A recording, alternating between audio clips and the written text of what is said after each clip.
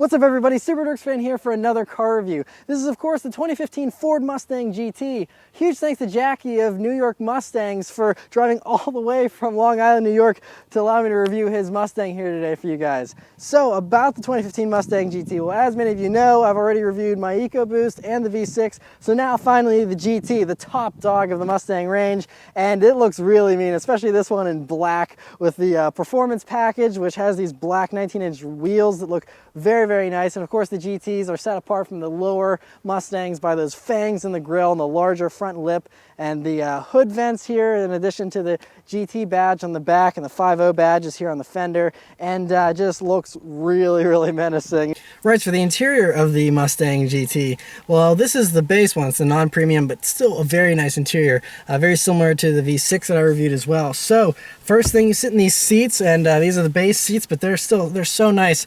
Like I mentioned in the other reviews of the Mustangs, these seats are like really the perfect shape. They really hold you in so nicely, but they're still very comfortable, and they're great for long drives. The material for the cloth is definitely improved over the previous generations, and it's very high quality still, even though it is cloth. Next is the steering wheel in the Mustang here, which is just like mine. Very nice. I love the metal accents that they always have. Nice leather wrapped. Even in the base one, you still get a nice leather wrapped wheel here. All the same buttons, and just a great, 9-3 grip. Very nice 10-2 notches, and overall just a very attractive and very nice wheel to use. Next is the gauges in the Mustang GT, which are just about identical to the gauges in my Mustang. So that's another thing that was improved with the base model here for 2015, is they still gave everyone the track apps, and especially in the GTs, you also have line lock, which allows you to do the burnouts very easily, which is a very cool thing. You also get the launch control in the GT, which you do not get in the EcoBoost or the V6. So that's cool, you have those. And aside from that though, it's still the same thing. It'll measure your 0 to 60 runs and quarter mile times, all that kind of stuff. And the gauges are very attractive looking, very simple, easy to read, and very modern looking. Another thing, since this is the performance package, you have 2 additional gauges over here where your middle air vent would be. And so you have an oil pressure gauge there, and then you have a vacuum gauge. And if you were to get the performance package in the EcoBoost, you would have a boost gauge over here, but of course the GT, there is no boost gauge, so you have the oil pressure and the vacuum instead. And that's really nice. And you also have the engine turned aluminum dashboard up here, which is very attractive looking, and I really like that a lot. Coming down to the center of the dashboard here, it's very nice. Again, same basic base Mustang, but it looks great. I mean, you still have a color display here, even on the base ones. Again, an upgrade over the very old school display that you had in the 13 and 14 Mustangs. Then you have a standard backup camera still integrated into that screen, even though it's not a large screen, but it gives you all the information you need, as far as radio, stuff like that. Still has Bluetooth. And you still have the very nice, radio knobs here. The tune and volume knobs are so high quality, and the air vent knobs down here are very nice. All very basic, very easy to use, very easy to read though. And so that's good. And you still have standard push button start. Regardless, all Mustangs have the push button start. All Mustangs also have the comfort access. You leave the key in your pocket, and you can lock and unlock the doors, just by touching the door handle. So that's also nice to have. You also, all the base cars now have this steering weight that was also included in the 13 and 14s, but it's nice that you can still have that here on the 15s. And so you press that button and have the different steering weights.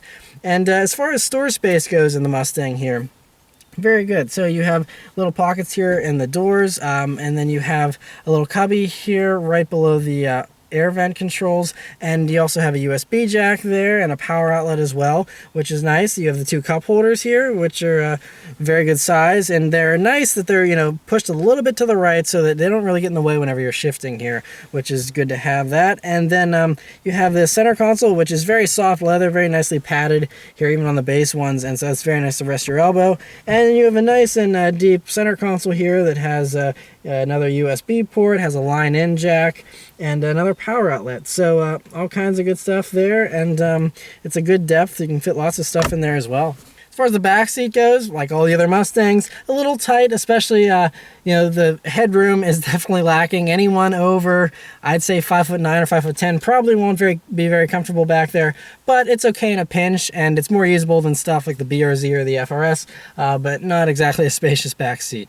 Trunk space in the Mustang is pretty good. You can fit a couple of suitcases in there, and for a car that most of the time will seat 2 people, it's plenty of cargo space for 2 people.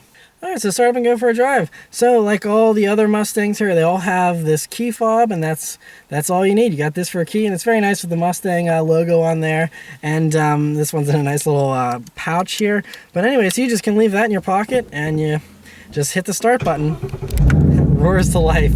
And this one doesn't have really too many modifications. It has a JLT oil separator, and then in addition to that, the only other main modification is that exhaust, which is a Roush catless exhaust, and it sounds really good.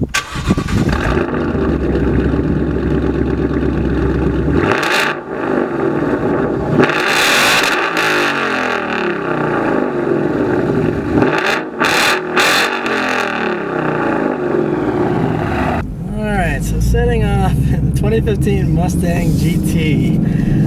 So, first thing you notice is the exhaust. Second thing you notice is the clutch, which interestingly enough is lighter than the EcoBoost. And I've heard a few other people say that as well, and that's definitely true.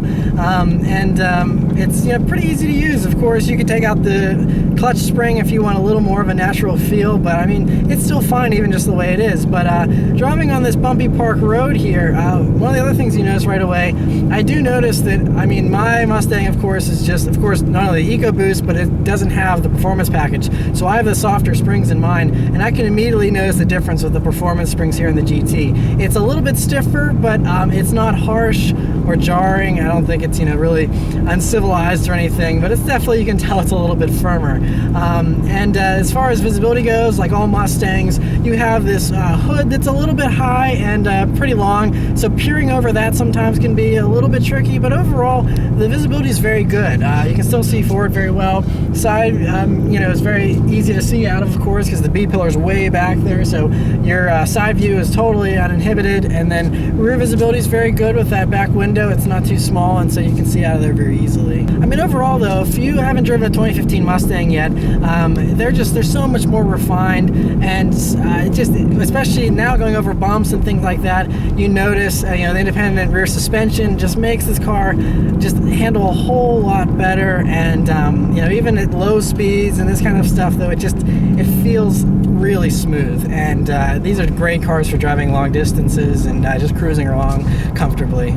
Also, quick comment on this exhaust. Although it is very loud, and whenever you stand behind it when it's being revved, it is very loud, but driving along at just slow speeds and cruising along, it actually is pretty quiet, I will say. It doesn't really get loud unless you really get on it, and so that's nice. Alrighty, so let's turn onto this back road here and see how it does. And here we go.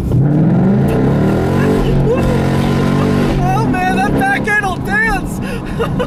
Oh, this is fun! And that exhaust just, it sounds so good!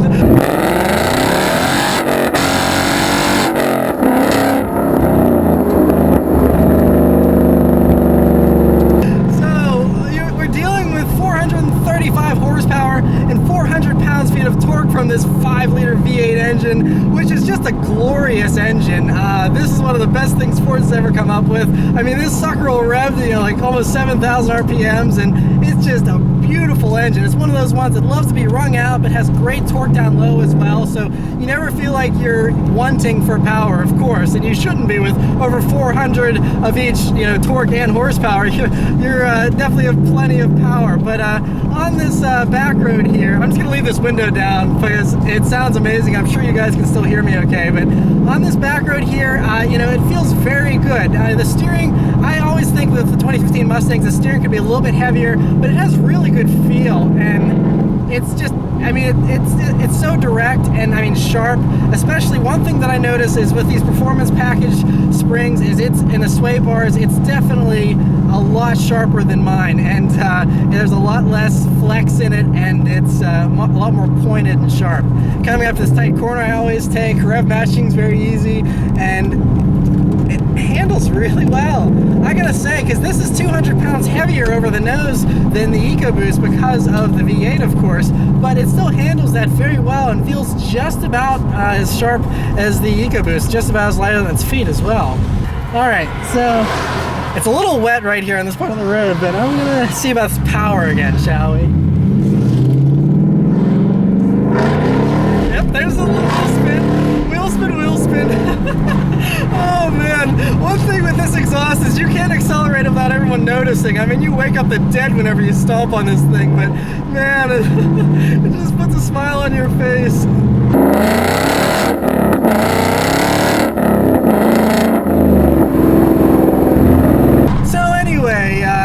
Just cruising along on this normal road now. Like I said, you have the transmission in higher gear. You hardly even hear that exhaust if you keep your foot off of it. And it's a very nice riding car. And even with the performance package springs and stuff, it's still very smooth and is totally civilized and a very nice driving car. But I'm gonna drive this car around for a little while longer here, and I'll come back and give you some updated impressions.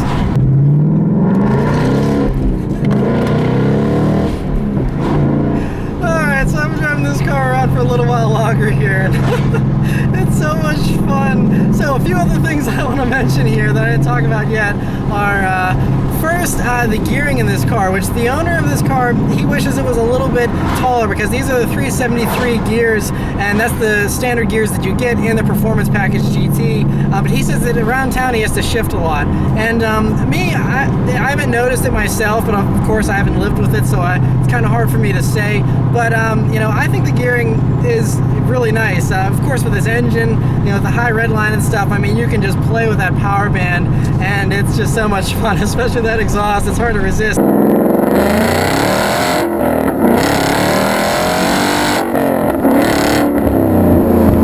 Most of the sound is contained to the back, and it's kind of back there, and you still hear it, but it's not super overwhelming. There's no drone, and it's really nice, and just goes to show how much they've really refined the interior and the sound deadening in this car.